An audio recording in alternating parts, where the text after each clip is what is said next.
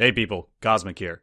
Patch 0.23 is out on the live server. I've got the secrets to beat the new Special Operations on insane difficulty, and we've got the results of our Global Ops map survey.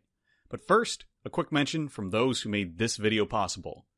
We've got over 200 responses for our Global Ops survey, and a large part of which came from GameStone. For those of you who are unaware, GameStone is a great website where you can find news, leaks, and previews about Armored Warfare. Sebastian of GameStone was gracious enough to put a dedicated post which gave us a huge boost in survey responses for the Global Ops map survey. Next up, I do want to also call out Chris Urace and Commander Strayan for allowing me to advertise the poll in their respective Discords. All of you guys are awesome, and thank you so much. So, patch 0.23. If you're looking for tips how to beat the new Special Operations, stay tuned. First of all, though, patch 0.23 is a largely PVE update. Now, PVE isn't my thing, but there are a couple things I wanted to point out and give some credit where credit is due. First of all, there's been a lighting revamp of some of the existing maps, which is absolutely beautiful. Seeing the maps out at night, throwing on night vision, is a complete visual treat, and I'm glad to see the developers putting time and effort into making the game look better.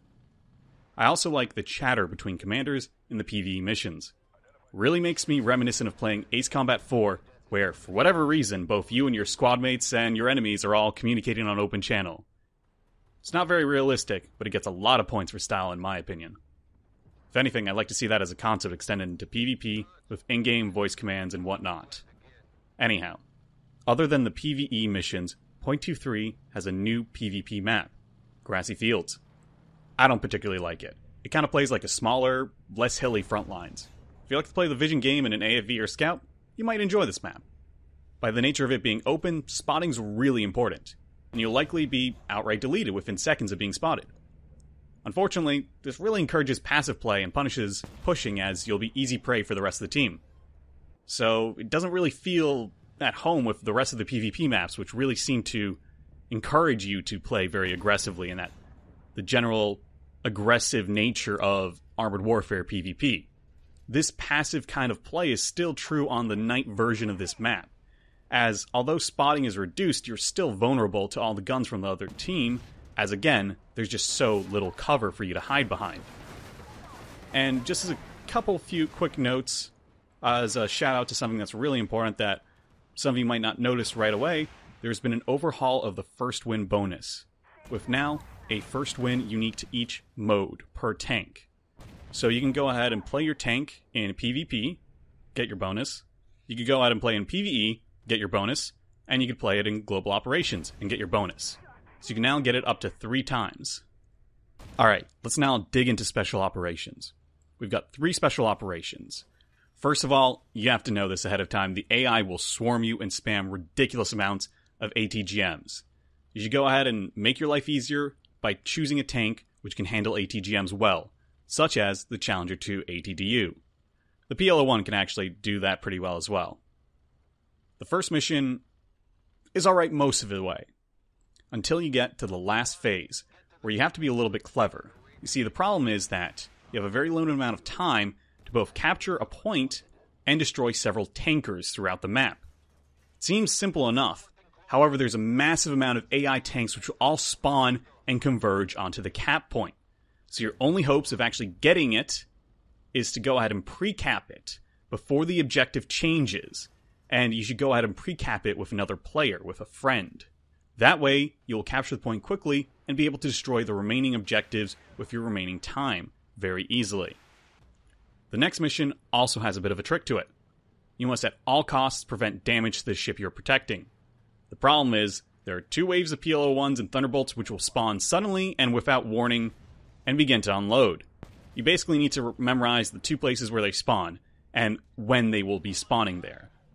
So let me just show you the 2 places. First, the first spawn near the beginning of the match, and then the second spawn after the first bridge is down.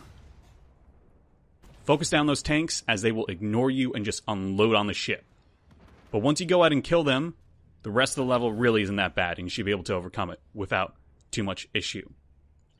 Finally, there's the last mission. This one hits you hard with a lot of ATGM spam, so you really want an ATDU on this one. The hardest aspect of this one is when you get to the objective that wants you to take down lasers and capture a point. Ignore the point and destroy those lasers first as quickly as possible. You have a limited amount of time to destroy those, and once you destroy those, you're perfectly fine. Capturing the town is really just a case of just survive all the ATGMs. The one quick word of warning, there are pillboxes surrounding the last objective. Be careful and take them out before moving ahead. And with that, you should be able to complete all 3 objectives on Insane and get the new title and portrait. Congratulations. So, last time I had a poll on Global Operations. Global Operations, in my view, is a phenomenal game mode which keeps you on your toes till the very end. I find it exciting as the changing cap points and other dynamic elements mean that your crushing lead can easily turn into defeat and vice versa. A crucial skill to playing well in Global Operations is having good map awareness. You need to be aware when you need to be pushing a cap, and you need to be aware when you should be defending holes in your lines. There's one thing that's been bothering me, though, about Global Operations, and that is the maps. I really don't like them all as much as I like most of the PvP maps. So last time, I did a poll to see what you guys think. And of course, opinions are going to be subjective. However, there may be objective reasons why more players will feel one way or another about maps, and I think that's worth investigating. So our poll had over 200 responses, ranked in order of rating from left to right, in order of most liked to most disliked. Desert Crossing was the most popular map, followed by Barren Divide, Roughneck, Narrows, and finally, last and least, Ghostfield. Now, if you want to go out and play with the data, the chart's down below, go out and check out the link in the description.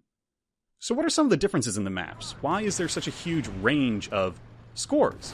Well, first and foremost, there's a dramatic difference between Desert Crossing and Barren Divide from the rest of them.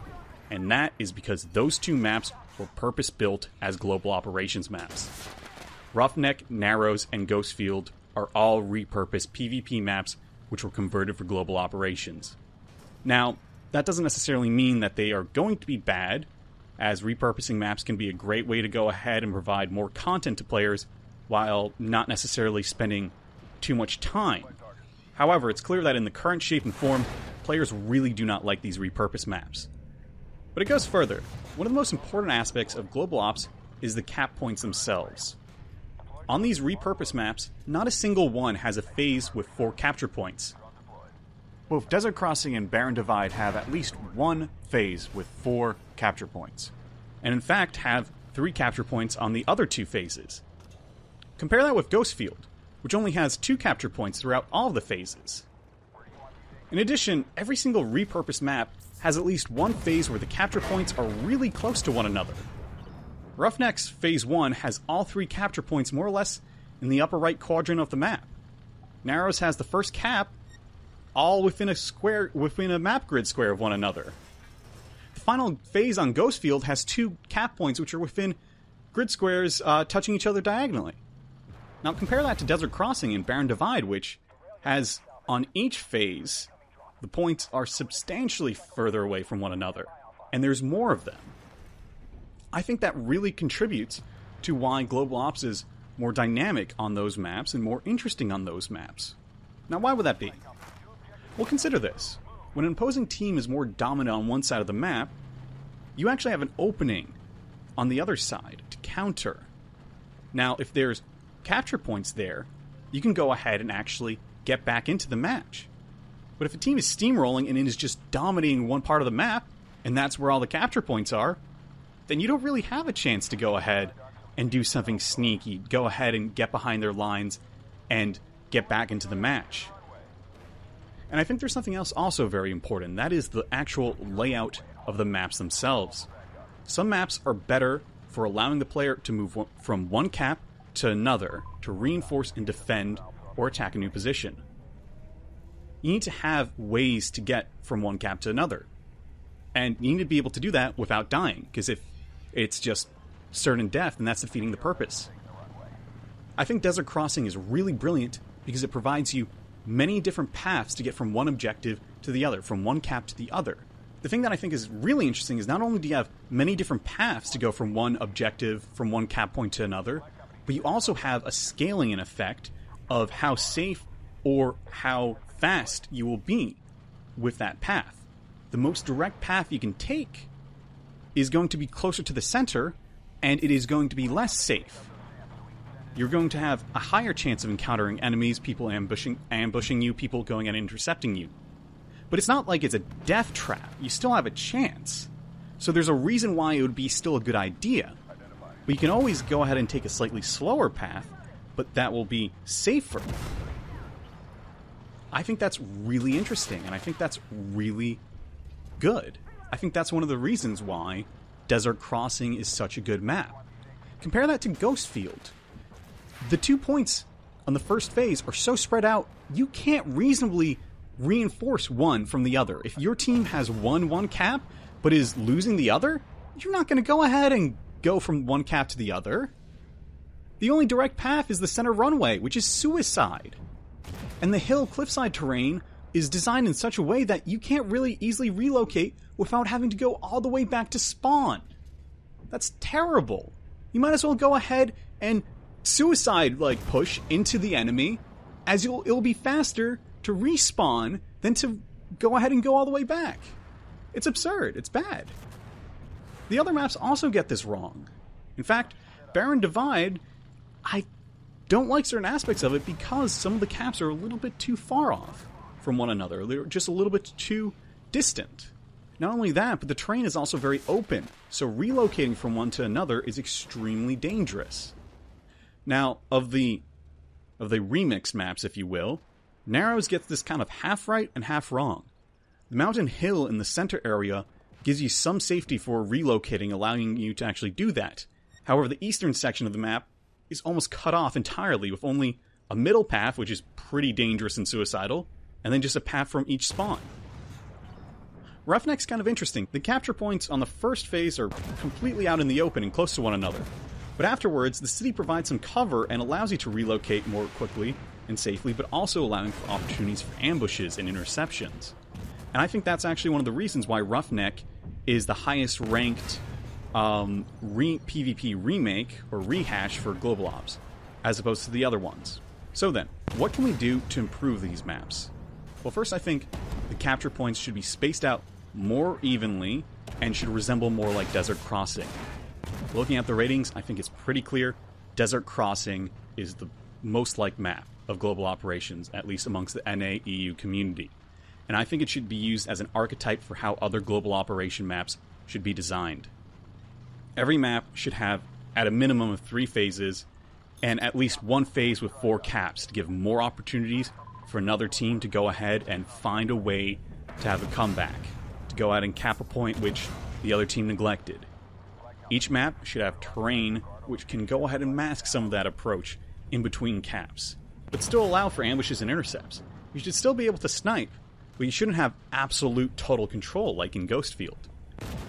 Barren Divide, for example, should go ahead and should be modified a little bit to find more avenues for the players to more quickly move from one cap to another, while still having some terrain providing cover. Just like Desert Crossing, there should be a gradient between faster ways to move from one cap to another and more safe ways to move from one cap to another. However, again, the fastest way should still provide some cover and not just be out in the open like in Ghostfield. Ghostfield is really the anti-archetype and should be an example of what to not do. The characteristics of the map should be basically avoided in all other maps. And that death zone with the landing strip is really just something that should be avoided at all costs as a concept. So in summary, my suggestions are the following. Make sure the cap points are not too close. At the same time, don't make them too radically far. Really use Desert Crossing as a reference for what would be the appropriate distance. Make sure we have enough cap points to fight over. If it's just 2 cap points, that leaves us too few to actually really have an opening for doing a comeback, for going ahead and doing nifty, tricky things. Having 3 to 4 to fight over gives a lot more options and makes it a lot more difficult for one team to just dominate all of them. Make sure there are ways for us to get from one cap to another so we can actually relocate in a reasonable time so we could help our allies who are defending a cap or push on to the next one. Anyhow, those are my 2 cents though. I'd love to hear what you guys think down below. Last time, I asked you guys to rate global operation maps. Well, this time, I'd like to ask you guys something new. How do you like the PVE operations missions? And since the poll, we actually have a new global operations map, Canal. What do you guys think about it? Go ahead and let me know down in the comments below and down in the poll in the description. As always, it's been a pleasure, and catch you guys next time.